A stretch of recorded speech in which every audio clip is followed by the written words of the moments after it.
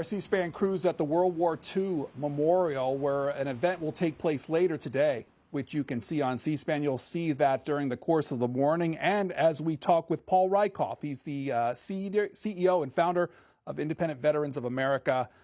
He's joining us now. Mr. Rieckhoff, thanks for your time. Good morning, Pedro. Happy Veterans Day to you and to everyone watching and listening around the country and around the globe. I was going to ask you to start off, how does this Veterans Day, if there are any differences this Veterans Day that you've seen than the past? I think every Veterans Day is different, so I'm glad you asked that. I mean, first of all, I just want to start by saying it's a celebratory day. It's a day where we can all come together as Americans and recognize all the great men and women who stepped up for every generation. It's a little cold here in New York. I'm in a remote TV truck, but I know it's a lot easier than being in a cold Humvee overseas or being in the hot desert like so many of our men and women have been doing for decades and generations. And I think, this year especially, that celebratory feeling, I always describe it, Pedro, kind of as a combination between homecoming, July 4th, and a birthday party. But it's really about community and connection. It's about bringing together all our veterans and their families and the people who care about them really as one country. And I think that's especially important now because in my life, at least, I've never seen our country more divided.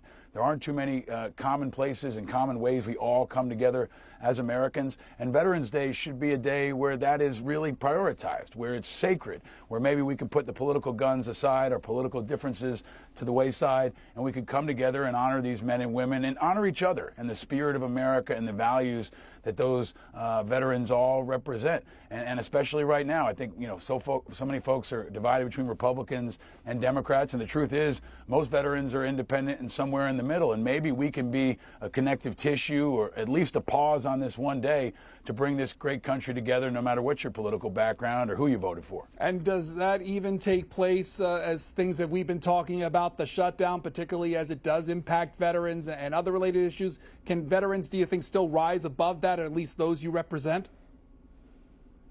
They can.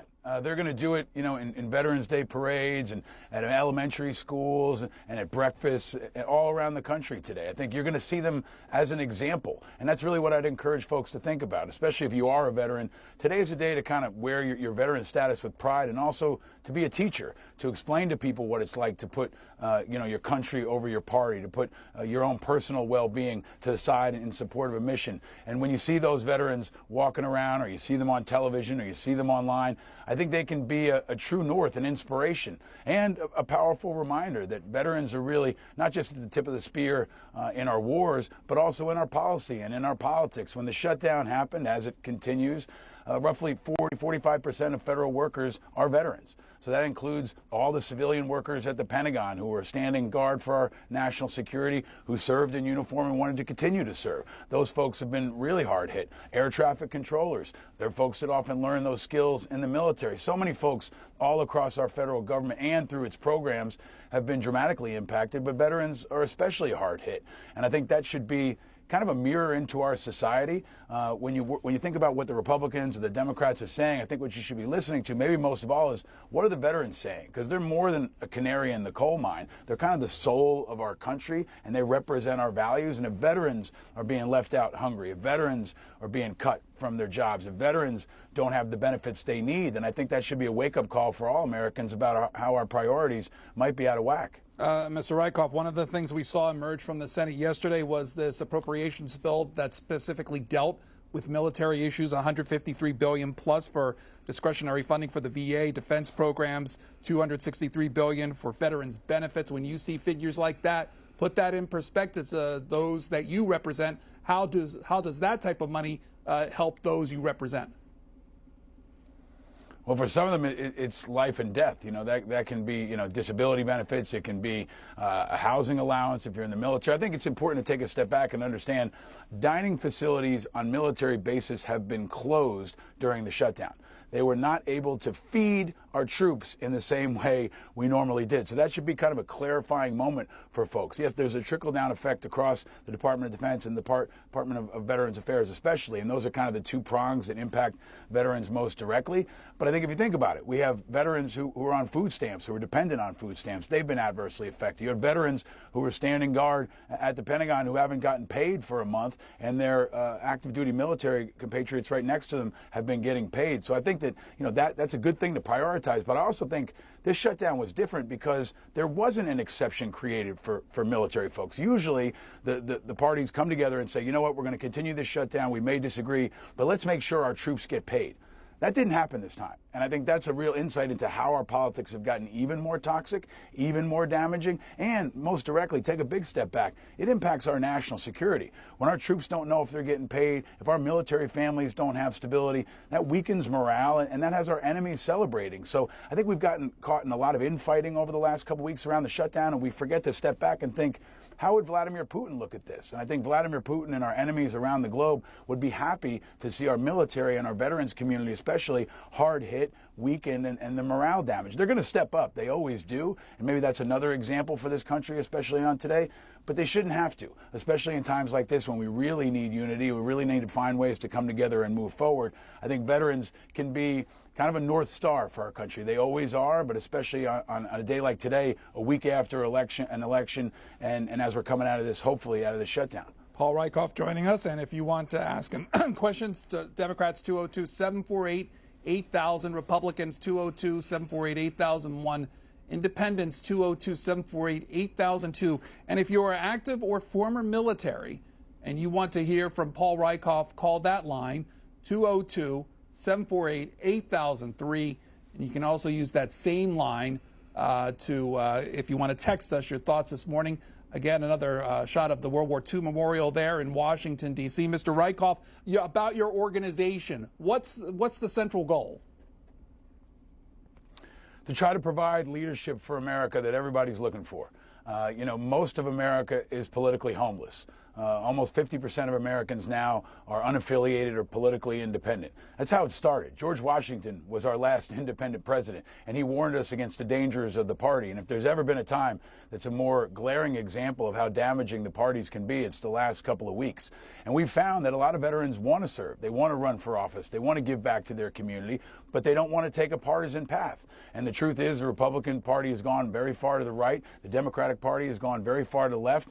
And most veterans especially are caught in the middle. So we created Independent Veterans of America with a great group of advisors, former military, independent folks who want to create the infrastructure, the support to recruit, support, and elect veterans for public office, from U.S. Senate all the way down to school board. We had two guys elected last week in Connecticut, as an example. Granby, Connecticut, a young man who stepped up to serve his community on the school board. He's a veteran. He'd never been in politics before. He had a very partisan school board, but he wanted to step forward and provide his leadership. He didn't want to get into politics, but he felt like this moment required it. And we're seeing thousands of veterans like that all across the country who want to run for office but don't want to pick a partisan side. They want to put country first. But the truth is it's hard to run as an independent. So we want to give them the ammunition, the backup, the training, the support from all Americans to get in there and try to fix things, move things forward, take a practical approach, a more moderate approach, and put country first rather than a political party. How does your organization field candidates? We got a website with an open call. We say, look, if you want to serve your country and continue to serve, we want you. You can go to independentveteransofamerica.org. You can fill out the intake form. We'll verify your status. If you don't know what you're eligible to run for, we can help you. And it's really important to emphasize, Pedro, we're starting local.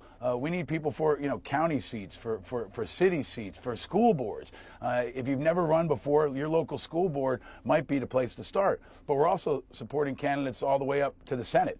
There are so far 4 independent veterans who declared that they're running for the U.S. Senate next year, led by Dan Osborne in Nebraska, Ty Pickens in Kentucky, Todd Achilles in Idaho, Brian Bangs in South Dakota. This is just the start. These are the 4 that have put their hands up for this coming year who want to be the first true independents elected to the Senate, because we believe if you have, especially an independent veteran in the Senate, it can be a fulcrum. It can show that success is possible, and they can be a true moderating force to hopefully be a bridge between Republicans and Democrats and hold them all accountable. Veterans have been doing that for decades and generations. You know, George Washington was the first politician who put down his uniform and continued to serve, and that's really what it's all about. We're looking for servant leaders who are willing to step up and answer this call, especially in this moment, who care about national security, who want to take care of our veterans, but most of all, can be role models and leaders with integrity and values. That is what our country is looking for. They're looking for leaders, and they're looking for fighters,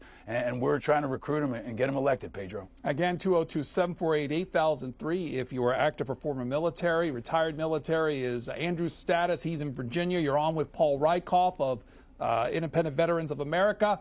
Andrew, go ahead. Andrew, are you there? Okay, Mr. Rieckhoff, I think we're having a bit of a connection problem with Andrew, so we're going to give him another chance. If I'm an independent, it feels like being deployed in the Army when you get a signal like that coming in. I've been there. Remind people of what branch did you serve in, how long, and what did you do? I was Army. Started out enlisted as a military police soldier, then went through officer candidate school, became an infantry officer, served overseas for a tour in Iraq, and here stateside. I'm actually coming to you today a couple of blocks from Ground Zero, where the 9/11 memorial is. I'll be there later today for some events, and then we've got the biggest parade in America here in New York City. But I also served at Ground Zero, and I always use this opportunity to try to remind folks that we've got patriots who stepped up on that day too, who are still suffering from 9/11 related health issues, and they need to be remembered as well. Many of them are also combat veterans, folks who answered the call on 9/11 and are still suffering with toxin exposure issues. But I'm proud of my service, and it's something that has really guided me in everything ever since. I just said goodbye to my two little boys who were 6 and 10, and I'm trying to do my best to teach them what Veterans Day is all about. It's not just a day off of school. It's a day to remember all those folks across our community who often, Pedro, I think it's important, don't really wear their veteran status on their sleeve. Today is kind of a day where you might see that guy who works at your job, or that bus driver, or that person in your community. You can recognize that today they're veterans, and you might not have known it before, but they've been quietly serving. And maybe that's what I learned most of all, is it's not about me, it's about all of us collectively, and today's a good day to recognize all of them. And I suppose that some of the issues that you listed for people dealing with, they would go to Veterans Administration. What do you think of its management under Doug Collins so far? Well, it's been tumult, I think, is true across the federal government. I think that's undeniable. President Trump is come in with a very aggressive agenda, one that I think is out of the mainstream. That's my personal opinion. And Doug Collins, most of all, has been a really disruptive force. Now, he says that's for the best in the end, but the reality is that thousands of veterans have been laid off from the Department of Veterans Affairs. Many of them across the federal government feel uncertain, and I think that's maybe the overwhelming concern that I have about the state of affairs across the federal government. The VA is full of great people. There's generally high quality of care. Access to care can be a problem, but the folks who work at VA are heroes, and they need to be treated as such, not demonized as lazy federal workers. So many veterans want to continue to serve, and they do so at the Veterans Affairs Department. I think it's really important that we hold them up, we protect them, and we understand that a lot of them have been waiting for a Doge guillotine to come by and fire them. That's been a really uncertain environment for them for the last 10, 11 months. And I think that's really hurting retention. We're losing good people, and it's definitely hurting recruiting. That should be a concern for all Americans. When folks are banging on the federal government, you got to remember that includes the Department of Veterans Affairs. We need good people to serve. We need them to continue to serve in the Department of Veterans Affairs. And right now, unfortunately, it's just too difficult for them to do it. The Secretary contends that even if layoffs are happening and even if disruptions over the shutdown, direct health care is not being affected to veterans. Is that the case you're seeing? We'll see. I'm sure you'll hear from your callers if that's not the case. I mean, it's easy to say that now, but as you know, covering these issues is usually a bit of a lag. But veterans will speak up if that's the case. I know there's definitely concern. There have been disruptions. Some of the tertiary benefits around the GI Bill are an example. And folks don't have certainty. And I think you can't underestimate how destabilizing that is for especially the veterans community. I mean, you're coming out of a toxic election. You're coming out of COVID. We're trying to deal with folks who are facing financial stress, family issues, and of course mental health issues are always front and center. So we're still battling the monster that is suicide, that takes too many of our brothers and sisters every single day, more than we lose to combat right now. And we need a unified, strong response that doesn't have disruption. So I think the VA should be a place where politics is off limits. I've come on this show for years and talked about the House Veterans Affairs Committee and the Senate Veterans Affairs Committee. They used to be oases where the Republicans and Democrats got along. Not anymore. Now it's as partisan as anywhere else in Washington, and that's really bad for veterans, it's bad for our national security, and it's bad for America. Let's try Andrew again in Virginia. Hello. Hello, can you hear me now? Yes, you're on. Go ahead. Outstanding. Sorry about that before. First, hey, happy Veterans Day to all the veterans, Mr. Rieckhoff there. Thank you for what you do. Just real quick, so this might have flown on the radar a little bit. I'm prior service Army and U.S. Public Health Service, retired after 25 total years, and literally missed a pension payment on the 1st because of the shutdown. Now, we all know how sacred pensions are, right? They're held up as really sort of bulletproof. You'll never not miss a pension, right? Well, turns out that the U.S. Public Health Service and NOAA received the pension through a separate appropriations, not through the Military Retirement Fund, which is, the MRF covers the other, the armed forces. And so they're never going to miss a payment, essentially. Meanwhile, the U.S. Public Health Service and NOAA, even a guy like me that was Army, prior to that, and there are many inter-service transfers from the armed forces to the U.S. Public Health Service. Well, those folks missed a pension payment, and never in my career have I ever heard of a pension payment being missed, for anyone that's ever worn the uniform. Over. That's Andrew there, yeah, Mr. Rieckhoff. I think that's where the rubber meets the road. Like, congratulations, America. This is where we are, where folks are not getting their pension payments. I talked to a number of folks who were in the reserve, the Army Reserve this weekend, who had their trainings canceled. The deep cuts that we're making into our national structure of security, but also into people. These are real people's lives, and they are the collateral damage of this shutdown.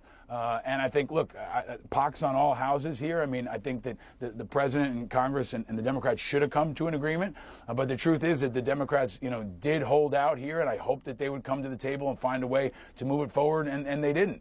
And I think that there is a high political price to be paid, especially around our national security and our veterans. I have been a critic of any shutdown. I was vocal when the Republicans shut down the government. I stood outside the World War II Memorial with other veteran service groups, and I'm doing the same now when Democrats shut down the government. Shutdowns hurt everyone, and there are a lot of folks who want to shut down, but our pensioners don't want to shut down, our reservists don't want to shut down, and our civilian veterans especially don't want to shut down. It's just so stupid and unnecessary. It's a self-inflicted gunshot wound on our democracy that we don't need, especially right now when our enemies are happy to see us tear each other apart.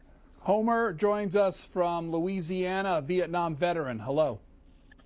Yes, I just want to express my opinion about I think that we ought to. Well, I ain't talking about bringing back no draft or nothing like that, but discipline wise, I think there will be a average boy of 13th grade, and because we don't have enough esprit de corps anymore, and so and thank you for letting me express myself. Okay, Homer in Louisiana. Mr. Rieckhoff. Yeah, thank you, Homer. I think he's getting to a core point. A lot of the connective tissue that has existed for generations across this country is gone. More Americans feel isolated, feel lonely, feel disconnected.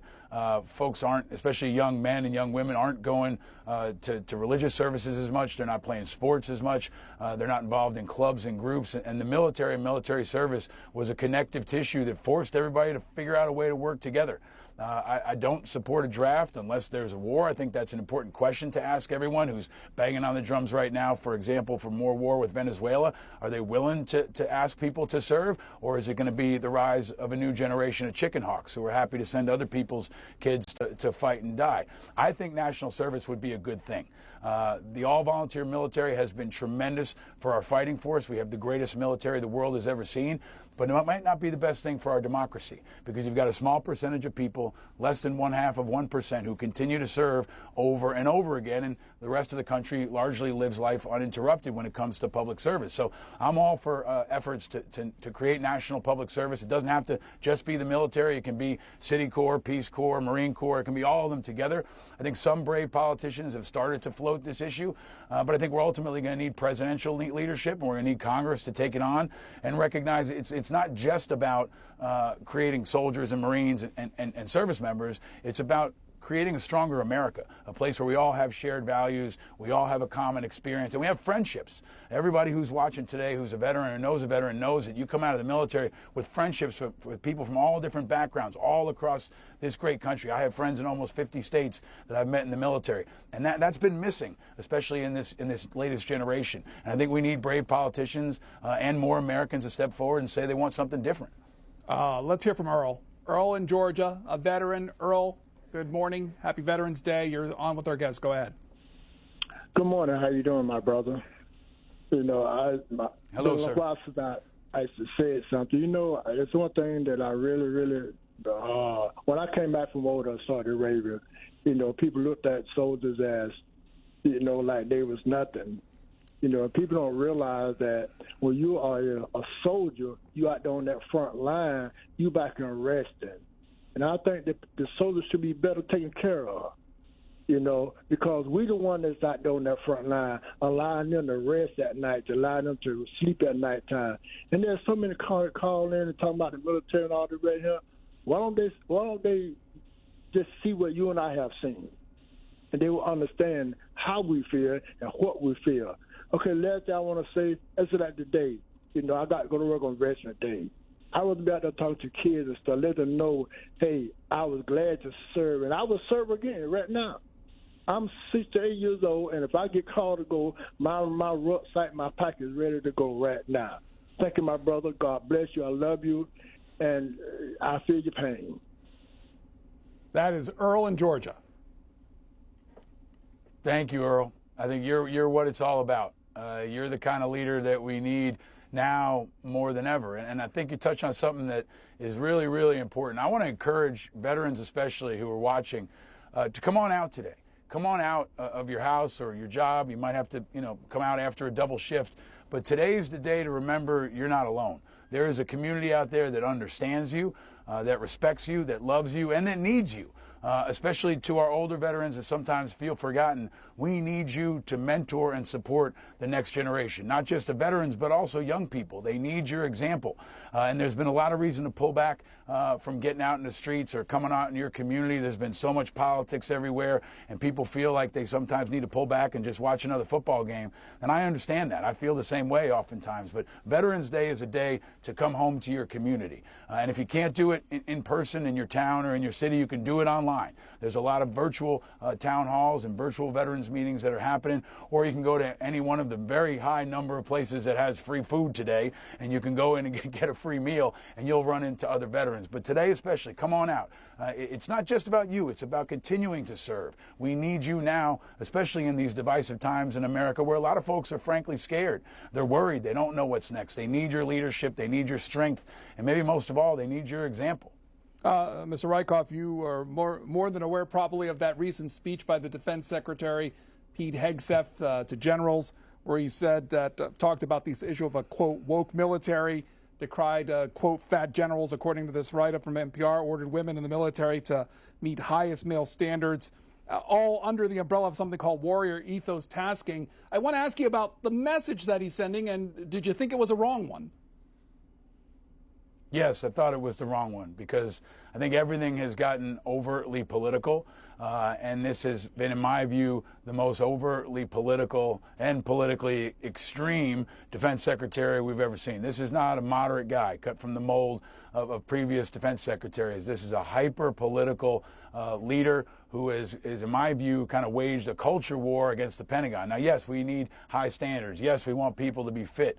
But it's also about tone and respect. And I think the way that he brought those generals in on short notice and gave them kind of his personal political TED Talk was not respectful, was not honorable, was not necessary. And I think we really also need to understand that a high number of very senior people who are not partisan have been purged by this secretary and this administration over the last couple of months. That should not be a partisan issue. It should be an alarm bell for everyone. When you see the chairman of the Joint Chiefs and dozens of senior generals who are not partisan people who have left, and now more that are continuing to leave and be driven out, including the head of vital positions like Cyber Command, there's been a hollowing out, especially in the senior leadership of our military, and it's been with a political angle. And I think that is bad. I've never seen folks in the Pentagon and across the military more concerned about the politicization of what's happening around our military. And look, some folks like it, right? Some folks are all in on that. I get it.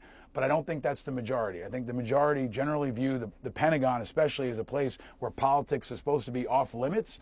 And it feels like there's politics every day. And there's a lack of accountability. I don't think we can have this conversation today without recognizing that there are more strikes on boats off the coast of Venezuela almost on a daily basis. There's talk of bombing Venezuela. There's talks of troops on the ground. The president has said he would be open to that.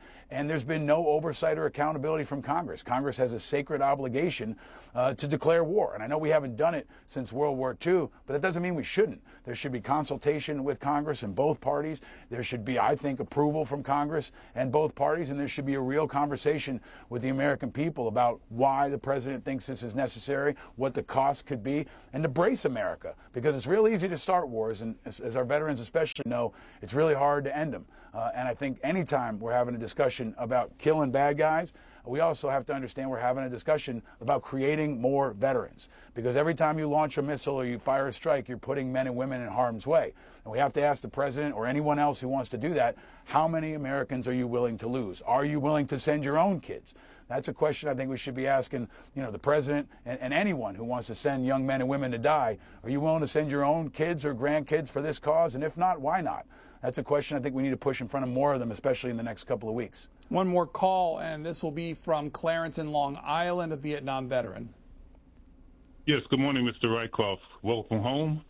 I'm with the Vietnam Veterans of America out here in Suffolk County, Long Island.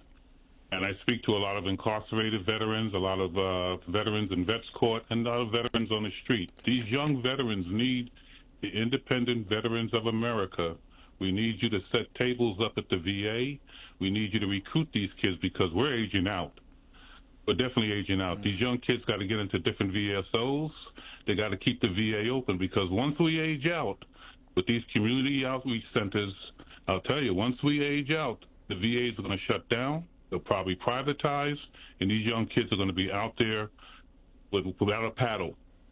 So what I suggest to you is, if you can, get these kids, get your membership.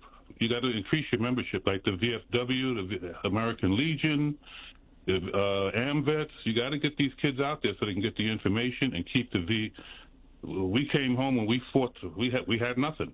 You know the history of Vietnam veterans. But these kids, the way the things are going nowadays, the way they're cutting back, the way the VA has dropped 30,000 and they're saying maybe 80,000, we got to do something about this. We got to get these young kids into a VSO, into an organization. Okay, Clarence, thank you. Thank you very much. We'll let our guests respond to that. Clarence, thank you for your leadership. My wife's from Long Island, so I know the good work you guys do out there.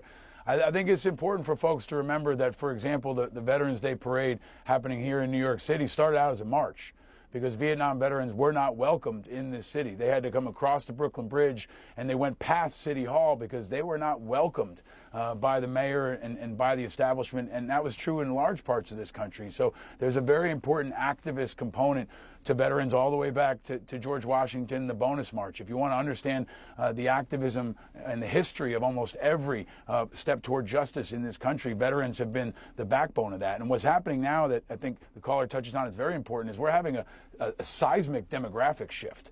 We've lost almost all the World War II veterans, and the Korean War veterans are right behind them. And the Vietnam veterans are in their 60s and 70s, and they're aging out and they're passing as well. So we're going to go from, roughly what is a high of about 19 million veterans in this country over the next decade or two down to about half of that. So it's a tectonic shift in the demographic numbers, the sheer numbers of veterans in this country. And that's going to impact our political power. That's going to impact our popularity. That's also going to impact our narrative, how people understand veterans, and even how they understand history. So I echo your call, sir. Like young veterans especially, we need you to get involved. We need you to join any kind of veterans group. And the older veterans, we need you to come back. We know that oftentimes you weren't treated well, but we need you now to perform that connective tissue, that family, that extended family that we need, that America also needs right now to be kind of a backbone about our values and what this country stands for right now especially. And it should be anticipated that cuts will come to veterans benefits in the future because they will say there are less veterans. So there's less need for support and services, and that's not necessarily true, especially given the complexity of some of the modern injuries from the battlefield, like a traumatic brain injury, like severe amputations. Veterans are surviving now when they would have died in past generations, and that's more expensive. But it should have no price ceiling when it comes to taking care of a man or woman who served for this country, and that's an investment that this country had made and needs to continue to make for the rest of their life because we still need you. That's what I'll say to all veterans, sir, is look, you served before, we need you to serve again. And your country needs you and wants you and loves you and does appreciate you. Even if you didn't feel appreciated before, you haven't felt appreciated in the last couple months, the veterans community especially needs you, and we're recruiting. IndependentVeteransOfAmerica.org is the website if you want to check out our guest organization. Paul Rieckhoff serves as the founder and CEO. Happy Veterans Day to you, sir. Thank you, Pedro. Appreciate you all always having this space of respectful conversation to all the callers. It's a public forum that this country needs. And happy Veterans Day to everybody out there. I hope I see you out there in real life or online. We'll continue on with our Veterans Day segments later on in the program, a historical perspective on how the United States has recognized veterans